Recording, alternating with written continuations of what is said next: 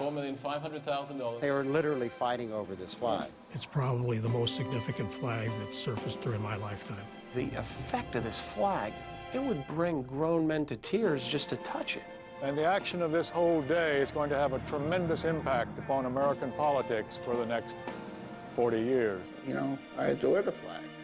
There was no time of day at Ground Zero. We all got chills. I'm getting chills now saying it. We all got chills and started to cry.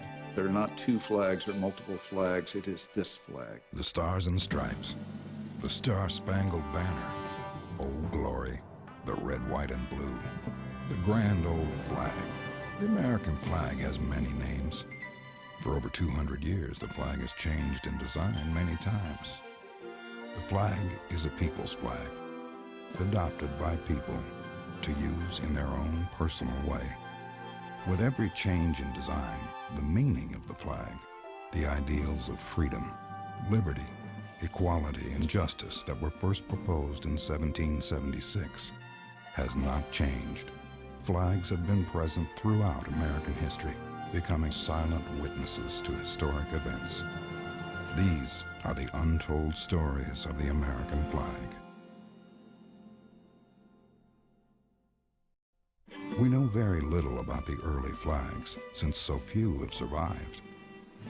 Recently, the descendants of a British Army officer decided to auction 4 historic American flags from the Revolutionary era of 1779 and 1780 at Sotheby's Auction House in New York. David Rez, it's so nice to see you. I spent a lot of time with the flags, and as time has gone on, I've grown more and more attached to them and more confident in being able to say these were the greatest relics of the Revolution in private hands. I now think they're possibly the greatest relics of the Revolution, period. The old story is you capture, you go after the commander and you cut the head off, and you go after the flags and you cut the soul off, you destroy the spirit of the army. Return sabers. I believe, and experts in the Carolinas, they believe this to be saber slashes. They were struggling over this flag and there was tension on it, so when the saber came down, it was much easier to cut it. They were literally fighting over this flag. At $3 million now, $3,100,000. $3,100,000 is $3,200,000. The flags that were auctioned were military colors carried by troops. And we know in the case of the 3 that were part of a suite of flags used together, that they actually saw battle. There is some reason to believe that one of them, in fact, has bloodstains on it, and another one is torn at the end, possibly as a result of its being in the battle. The extraordinary thing is that these flags, which were originally captured by Colonel Banastre Tarleton of His Majesty's forces as war booty and were sent back to England, were completely unknown in the colonies back in America. They were folded in cases. There's a picture in here of them in those rather lovely mahogany cases on either side of the portrait of Banastre Tarleton when it was in my mother's home. Tarleton was painted almost immediately on his return to England by the greatest of all 18th century British portrait painters, Sir Joshua Reynolds. And it shows Tarleton really a rather arrogant young soldier, smoke and flames in the background, rearing horses, waving flags, and he's got 1 foot astride a captured American cannon, and at his feet in the dust, a bundle of captured American flags. What were you told about this flag? In South Carolina. South Carolina. I was told that this is an absolutely classic flare of blood when it actually, to be really graphic, when it spurts from a severed carotid artery. It flares up in this fan pattern. And so it makes it very real that men sacrifice themselves protecting that flag. It has been a tremendous find. It has expanded our knowledge significantly because we have, out of a projected 500 flags, that's what scholars think is probably the total number carried in the Revolution, we have only about 30 surviving flags. So this has been a tremendous increase. And they're fascinating flags in their construction, in their design, in their symbolism and in their usage. The flag captured in Westchester with the 13 red and white stripes is the earliest American flag extant with a ground of 13 red and white stripes. And I think one can posit that that flag would have been commissioned when the regiment was authorized, which is December 1776. It's a very grand flag with a wonderful silver fringe. It was a group of wealthy Connecticut merchants that created their regiment. They would have commissioned a rather wonderful flag to go with it. And if that does date from December 1776, it precedes our national flag by 6 months or so and presages the national flag in a sort of remarkable way. The other extraordinary flag from a design point of view is the regimental flag from Waxhaw, because that has the canton of 13 stars, and it's the earliest surviving American flag of any kind with 13 stars. It's a wonderful conjunction that you have on the one hand the 13 red and white stripes, on the other hand the 13 stars. And obviously you put them together and you have the national flag. The canton of 13 stars is fascinating for the arrangement of the stars. It's unique. There's no other surviving American flag that has that arrangement of stars. It's very complex. It's a circle of 8 stars with a triangle of 3 stars in the center and then 2 stars in the upper corners.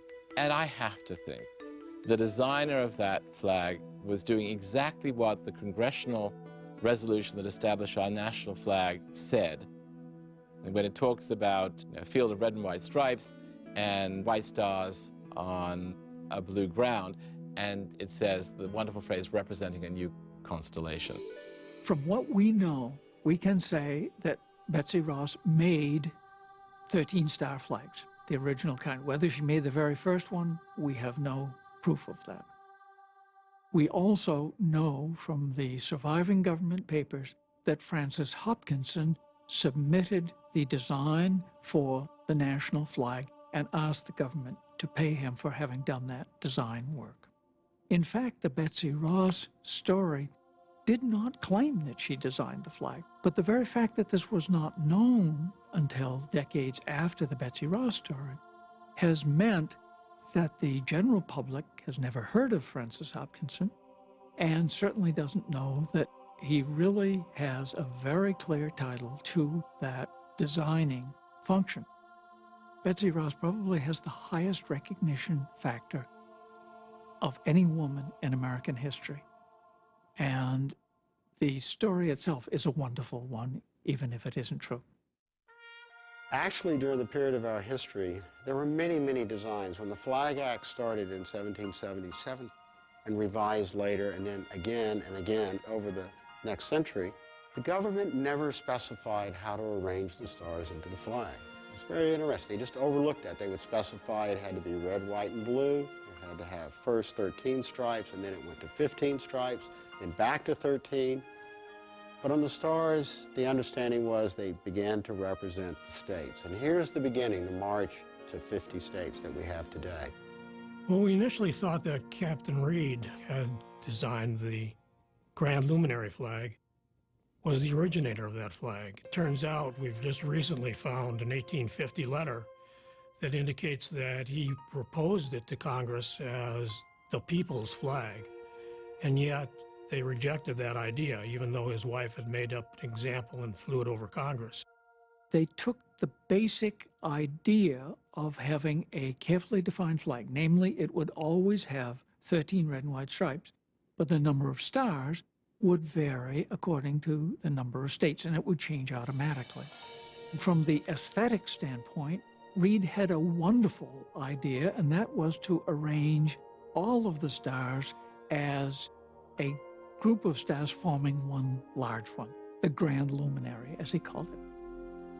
You'll see it first at 16, and then you'll see it for the last time at 38 stars in 1876. Because by that time, there were so many states in the Union that it was very, very difficult to make the Great Star in a pattern where it was very distinct. What's interesting about the Grand Luminary is representational of our nation's motto, E pluribus unum, from many one.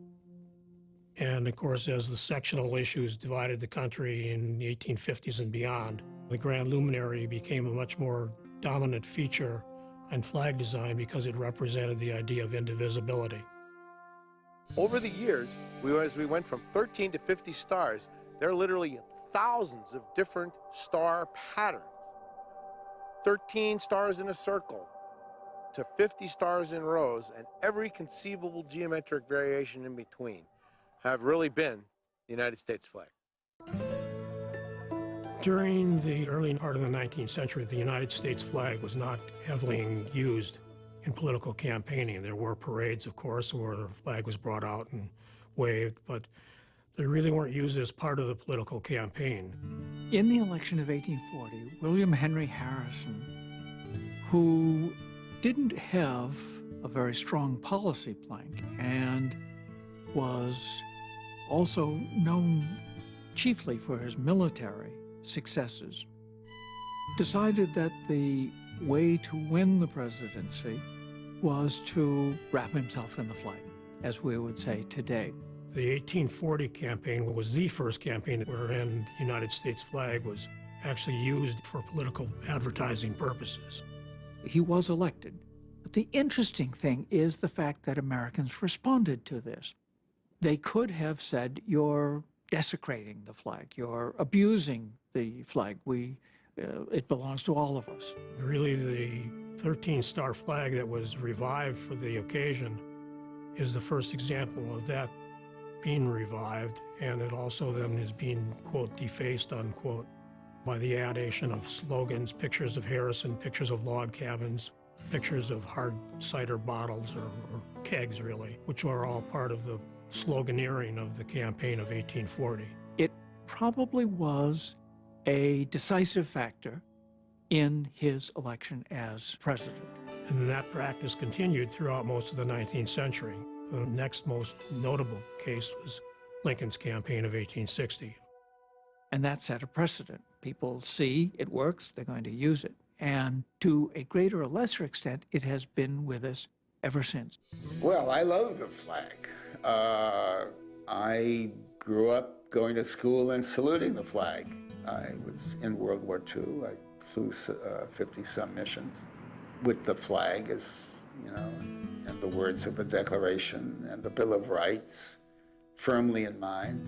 So I adore the flag.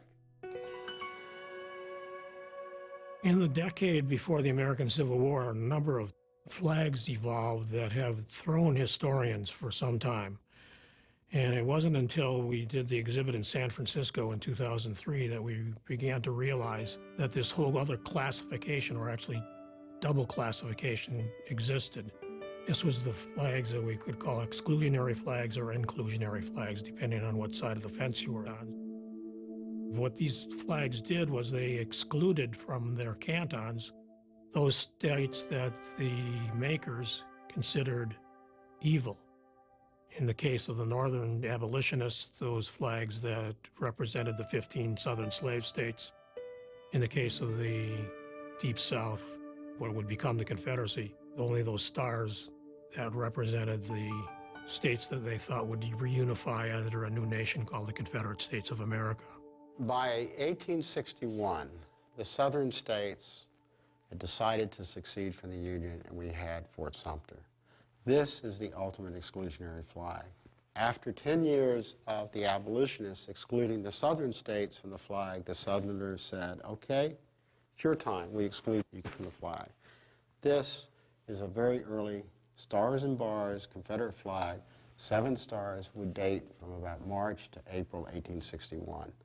There were other states that followed later, but this is one of the early. What's also very interesting about it, notice the close relationship it has in the design and the colors, use of the stars to the stars and stripes. So again, both sides are still trying to hang on to the legacy of the stars and stripes, even during this 10-year struggle where they're trying to exclude one another. Company, my phone's right, march! His truth is marching on.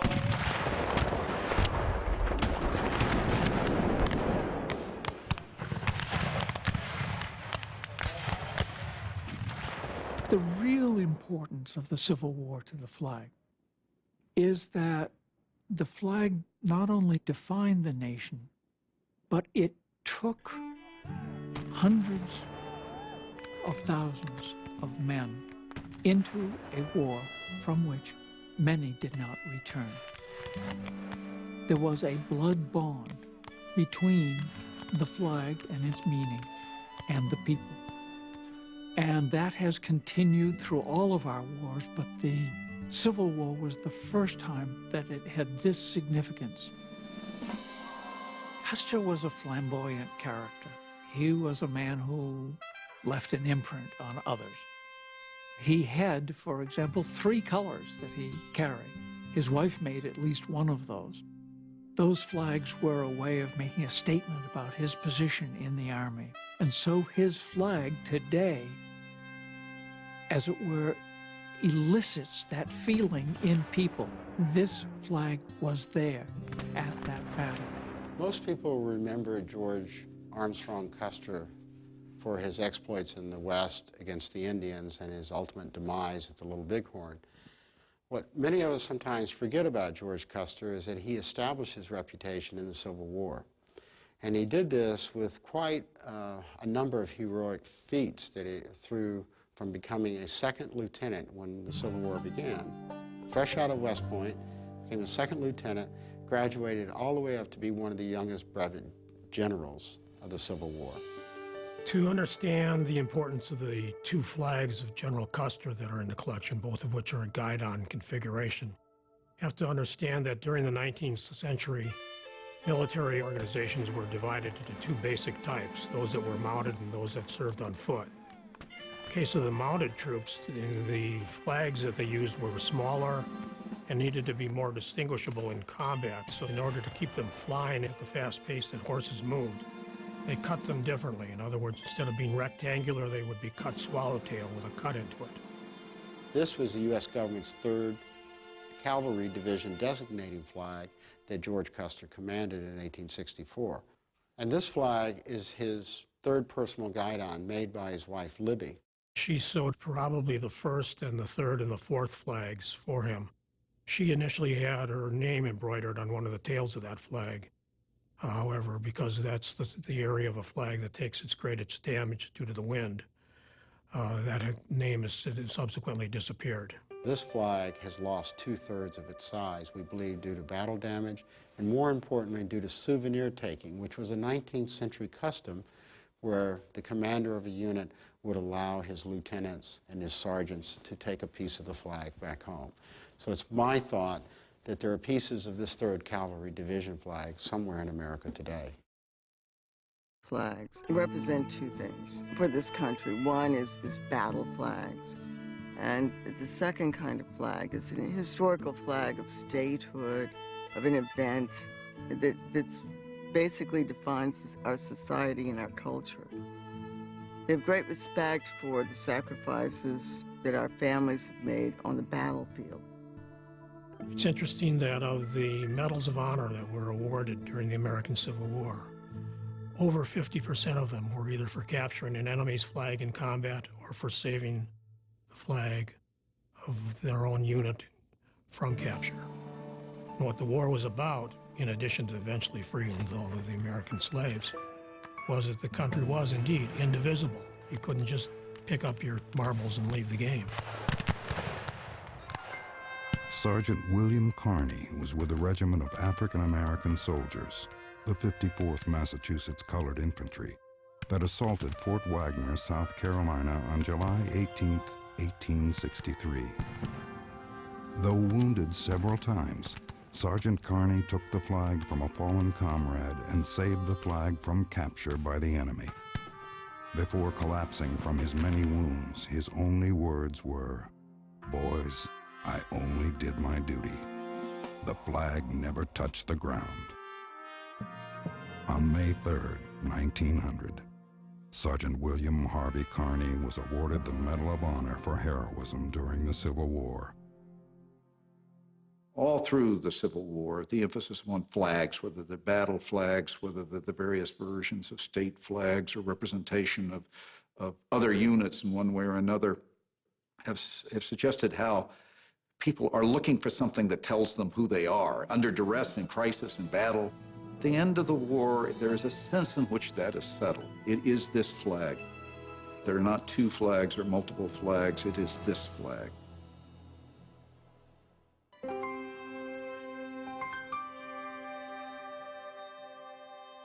The loss of Lincoln at the end of the Civil War, the way we responded to the assassination, the difficulty of how one grieves for all the losses, and especially on such a monumental scale as the Civil War. I mean, there has been nothing else in our experience like that in terms of the loss.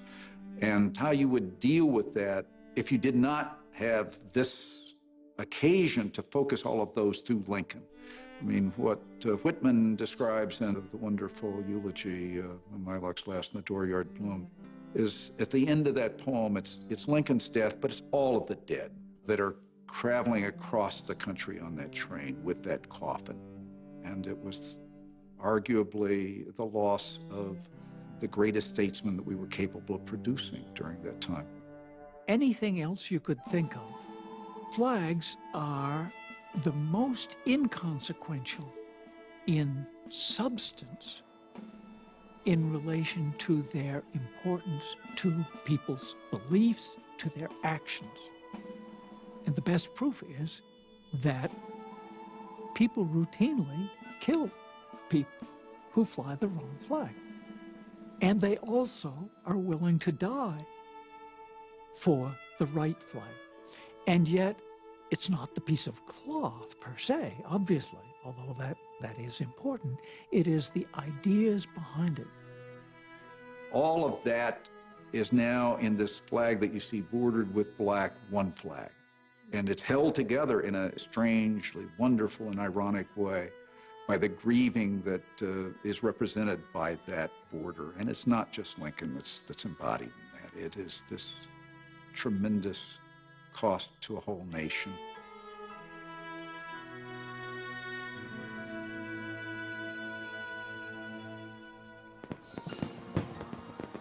We were now 100 years old as a country, and we had something to be excited about. There were flags from the Revolution. There were many flags displayed by individuals on homes. All of them expressed an exuberance which was typically American.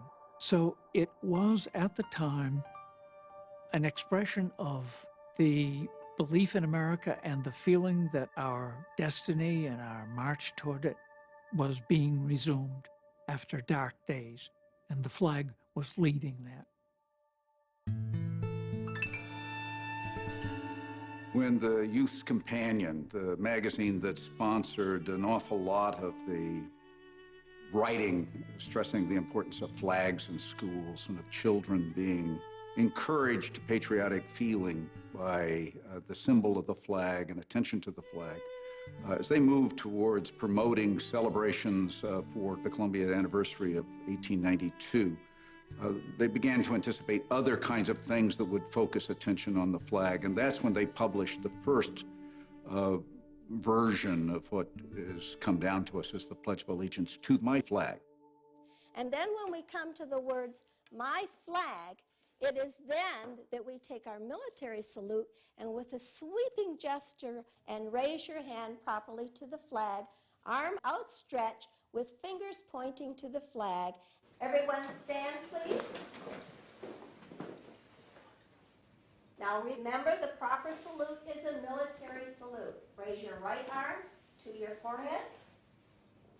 I pledge. During the opening days of the Second World War, and one of the things that got changed at that time was the form of the salute.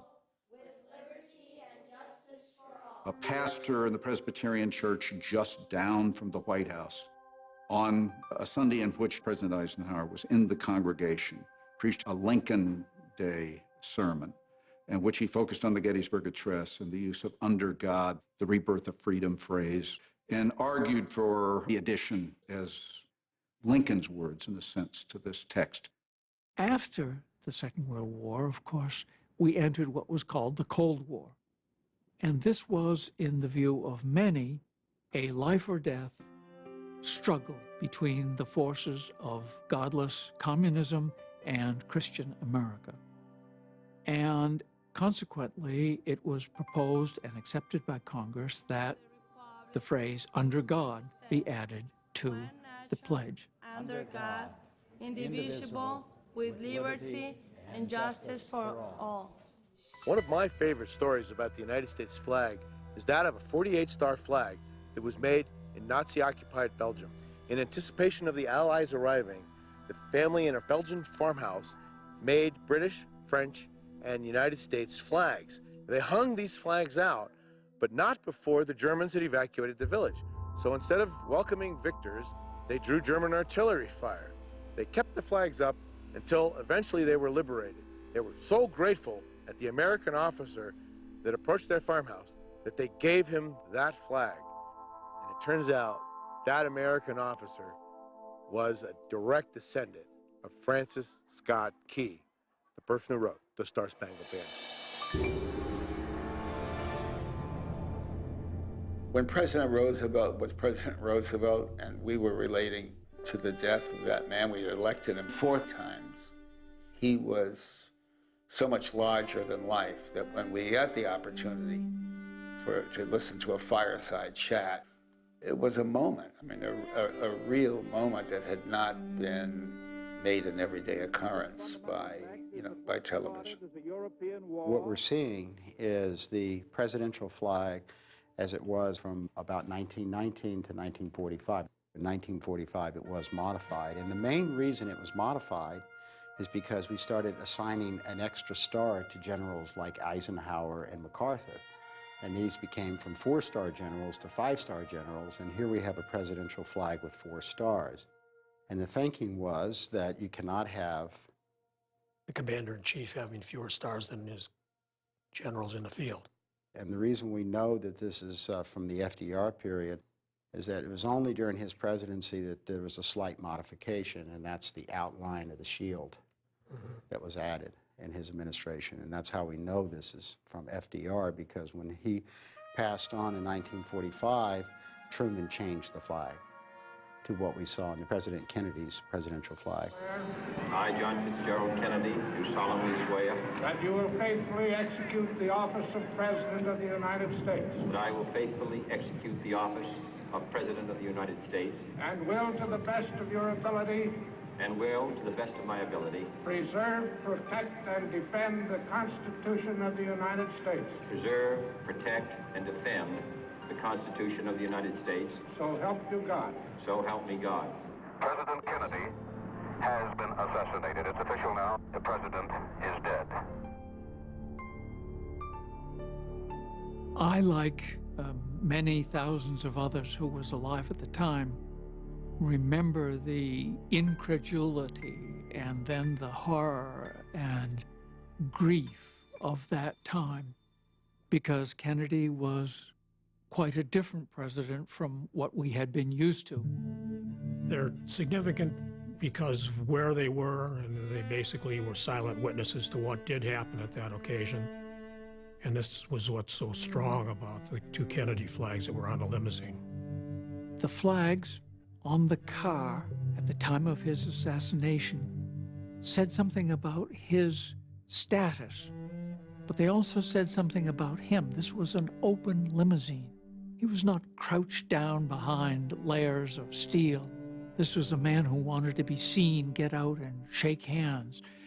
But they remind us of the simple things that can suddenly turn around an individual's life or a nation's life. These flags would go with President Kennedy whenever he was in a limousine. And these are the ones then that traveled with him down to Dallas. Not only were they in Dallas, and we all have seen the footage of the film of the flags on the car, but these flags also traveled to Berlin, and when he gave his famous speech in the early part of his administration. So, and that was the last time the country has ever had handmade embroidered silk presidential flags. Fantastic. Ironically, the 2 Kennedy flags that have recently been added to the Zeracore collection were made available only within 5 years after the recovery of one of the Lincoln assassination flags.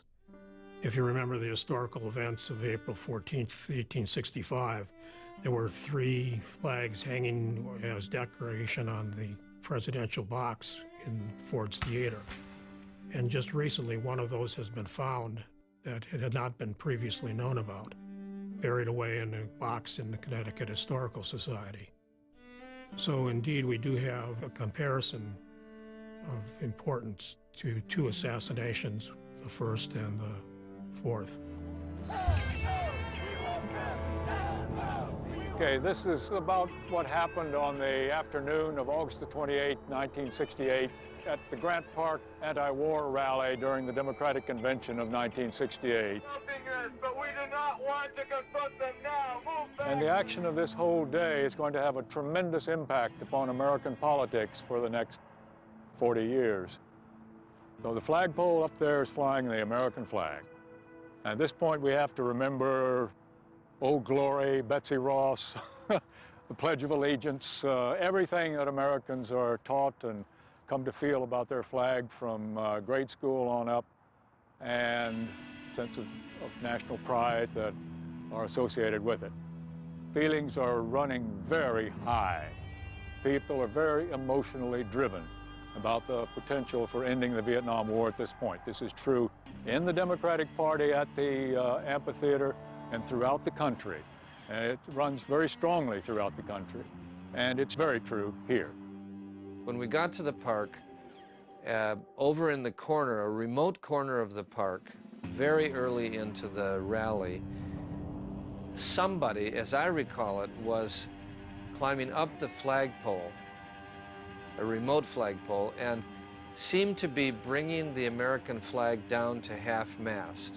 The cops came, as soon as they saw the flag starting down, they came in a small group, and this just, the crowd reacted very strongly to this move on their part. Get a picture throwing the rocks. Go on. The police then charged the crowd of 10,000 and were indiscriminately turning over benches, gassing people. A woman friend of mine with a baby in a carriage was fleeing. I was in the midst of that crowd. It was pretty indiscriminate. If you were near the flagpole, you were caught. And the young guy was beaten pretty badly.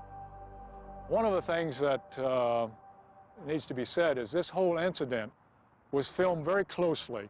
Reuben Frank, who was the NBC producer, and Shad Northshield have told me how it happened at the amphitheater. Shad Northshield was calling down from his cubicle to Frank, look at that one over there, you know, and that monitor. Frank, of course, had all these monitors around him. So he has on some monitors the traditional approach to filming and portraying a convention. And on the other side, this totally new stuff that's happening out here. And he said that his hand hovered over the switches and that he knew the potential of the importance of the decision that he was making. And he made the decision that, the flag lowering here and the police attack and the rally, this was where history was at. And he pushed the buttons and the NBC footage sprang onto the monitors, television screens nationwide. 59 million people saw the convention on television, saw this sort of thing. Totally unexpected. There couldn't have been anything more shocking to the American viewing audience, not even the footage from far off Vietnam, brutal as that might be. Seeing those kids down there being whipped by the clubs, the dust rising, the whole attack, the defense, all of that. But it was the symbolic meaning of the flag, both to the protester and to the Chicago police, that set off the little civil war there at the base of the flagpole. And the following year, Abby Hoffman was here for the appeal, along with the other Chicago 7, which had become the 8. I remember specifically, I was at Second City, and I was backstage, and someone said, oh, the weathermen are running down Wells Street smashing car windows. And I went, yeah, right on. And then I thought, wait a minute, I'm parked on Wells Street. So during that period, Abby was afraid that he'd be identified as one of the rabble-rousers of the Weather Underground, which he did not want, especially already facing appeal. So he came to Second City, probably as an alibi, so 350 people would see him in the audience at the Second City while the weathermen were rampaging in the street. Sometimes he would wear a flag shirt. So it was like a red flag to a bull. Abby knew that the sight of Abby with an American flag would be so deeply offensive to the forces of law and order, who thought it was, of course, their flag, that they would attack him. It's interesting that America uses the term desecration in connection with the national flag, because literally desecration means to rob of sacred character.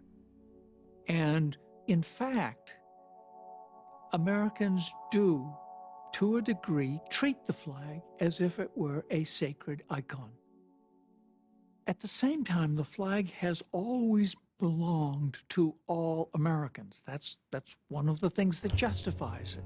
And we've had to fight many battles to make that a truth rather than simply a statement in the Declaration of Independence of all men are created equal. So it's a question of, do we have room for people who disagree? If we do, my feeling is, then their use of the flag is a fully American use, and the Flag Protection Amendment is very wrong-headed. The United States flag is really a cultural icon. It's the very symbol of our national entity and our national purpose. And so for the flag that's no longer serviceable to be used for any other purpose is really quite disrespectful. And so we have evolved in the United States a tradition of simply destroying old flags rather than allowing them to be used for some other purpose. What we do is we have developed this tradition of destroying a flag, preferably by burning. Over the years, these ceremonies, some of them have become quite involved. Ours here are relatively simple and to the point. Our goal is to just render the flag into ashes so that it can never be used for another purpose. There are no laws that say you must burn old flags. Flag experts caution that some old flags may have historic value to families and later generations and should be preserved as historical treasures.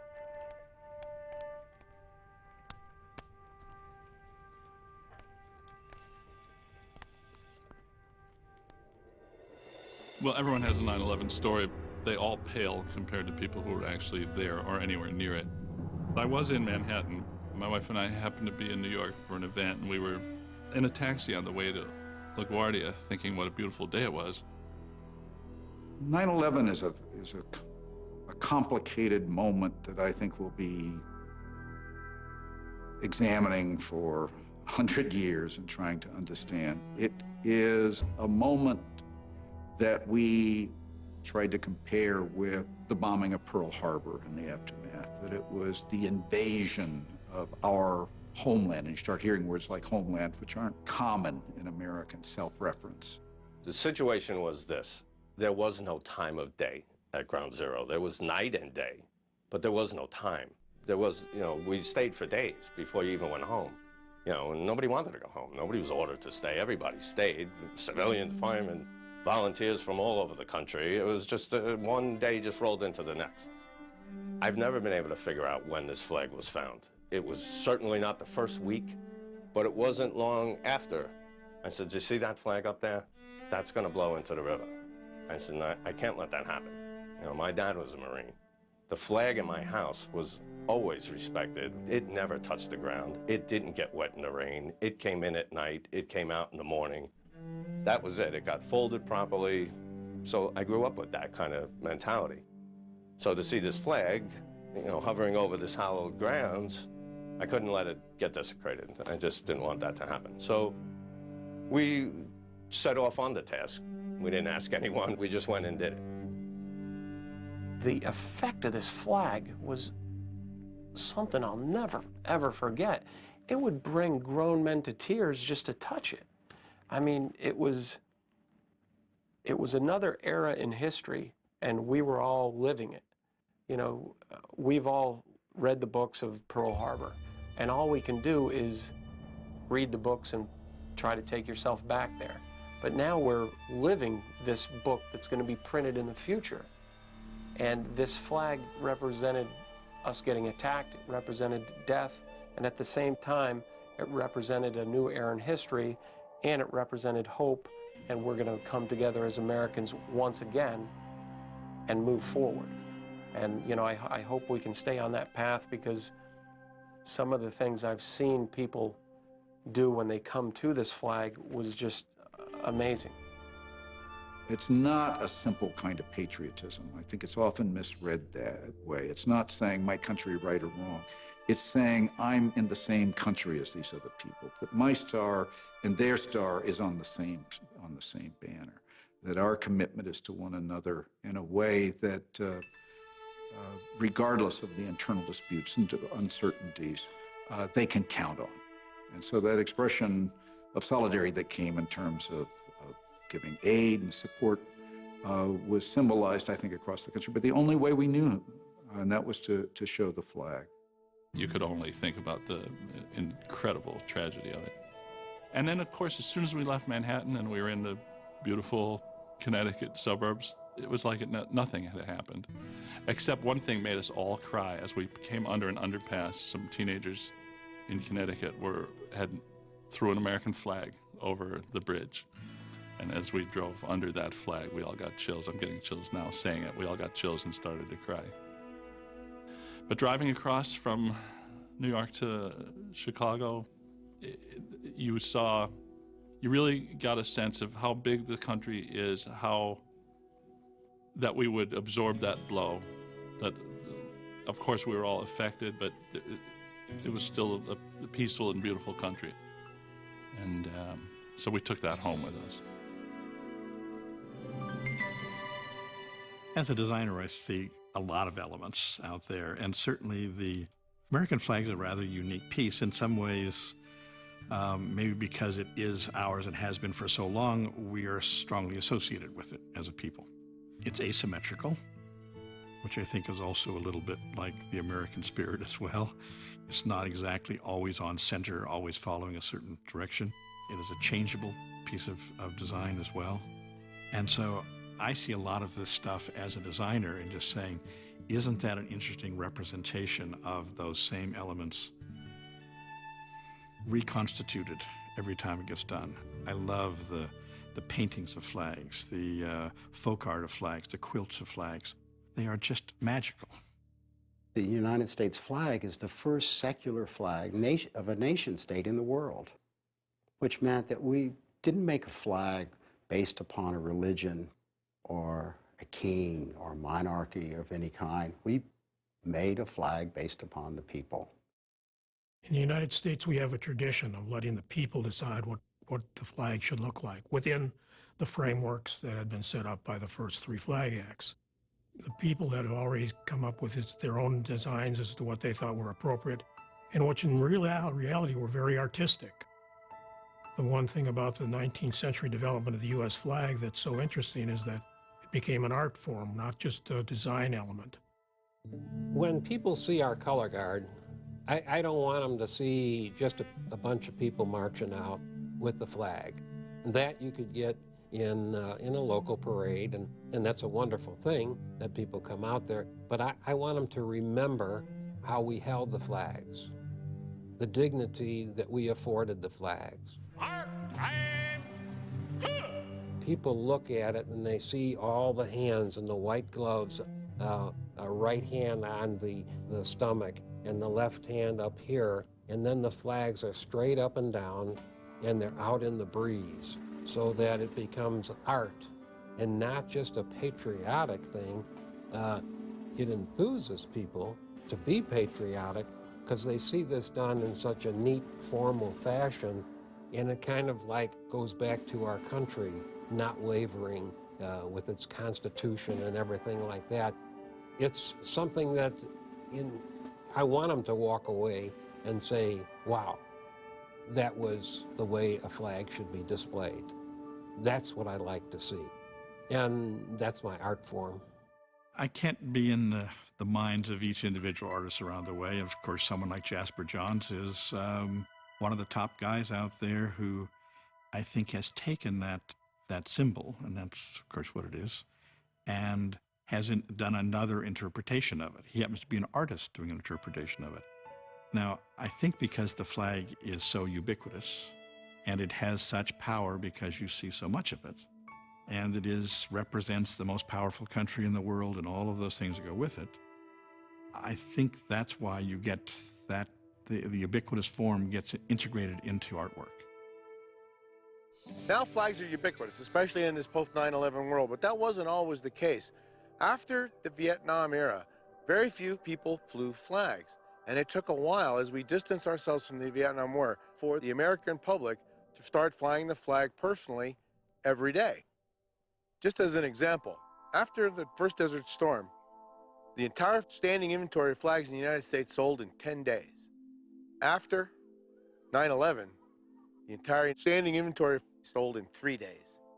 One of the things that's interesting about the sort of central symbols of our patriotism or our national life is how they focus on the flag.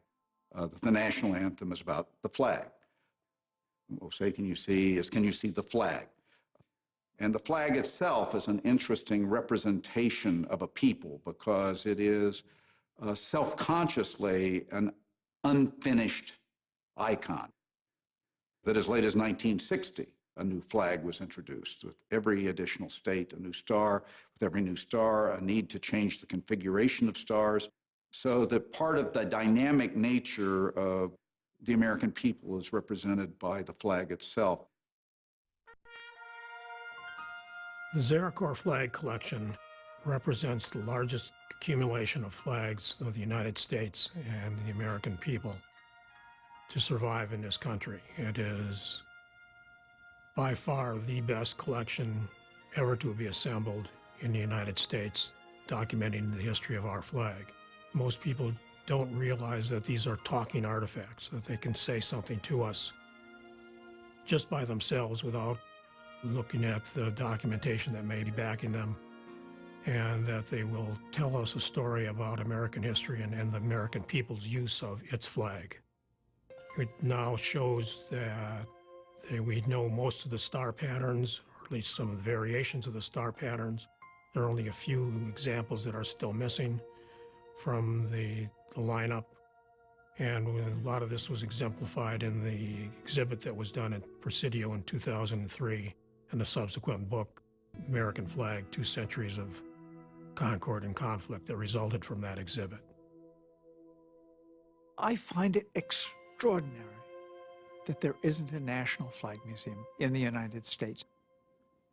This country has more interest, more involvement, more history, more love of its national flag than any other country in the world. It's very important that we have an institution, a place that people can put significant pieces of American history to be cared for, to be conserved, to be preserved for future generations. There is no place in America like this. In my 35, 40 years as a museum professional, I've seen a lot of great flags in various museums. What I haven't seen and what really needs to be seen in the United States is a central repository for all historic American flags, where they can be displayed in various exhibits, where they can be protected properly from the ravages of time, and where documents can be assembled that relate to them. This is the proposed flag center that has been the object of a number of our desires for the last 5 years.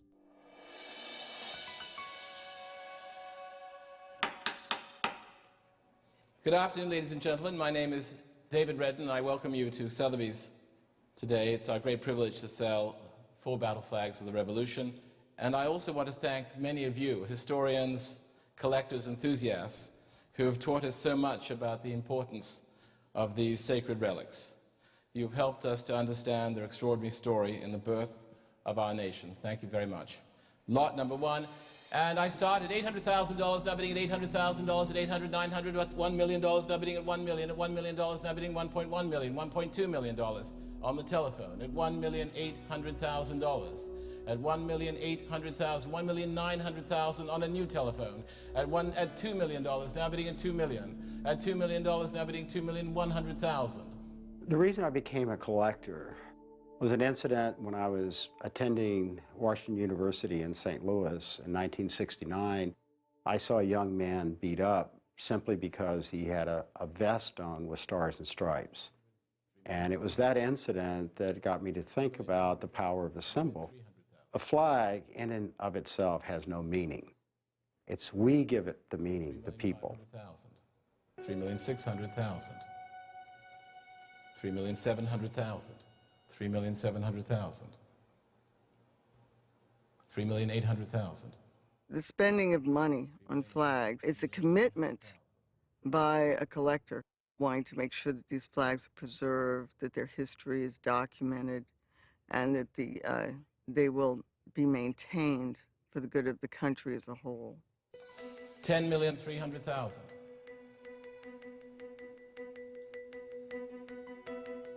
10,400,000. 10,500,000. $11 million. At $11 million, at $11 million, it's with Roberta, at $11 million, are we all through? It's at $11 million, fair warning. $11 million. History was made today. I mean, not only that these flags came up for the first time in public, that they've been in England for these centuries, but also these are the most expensive, the most money ever paid for flags at any auction anywhere in the world. I'm delighted they've come to this country because this is the right place for them. If they're not to be at home anymore, then this is the right place for them, and I'm delighted that they've come here. We're going to miss them. It's been a tremendous wrench, a very difficult decision because we were so proud of them and thought so much of them. So it's a tremendous wrench that they've actually gone.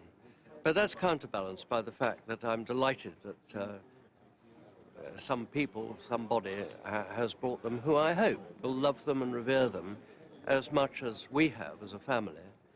And I hope also that they will be able to be seen by the public. I don't regret that I didn't get them. You can't do that as a collector. I collect flags, I don't sell them. And I'll have my opportunity or my day in the sun another time. The winning bidder paid over $17 million for these 4 early American flags, the highest price ever paid for a flag anywhere in the world.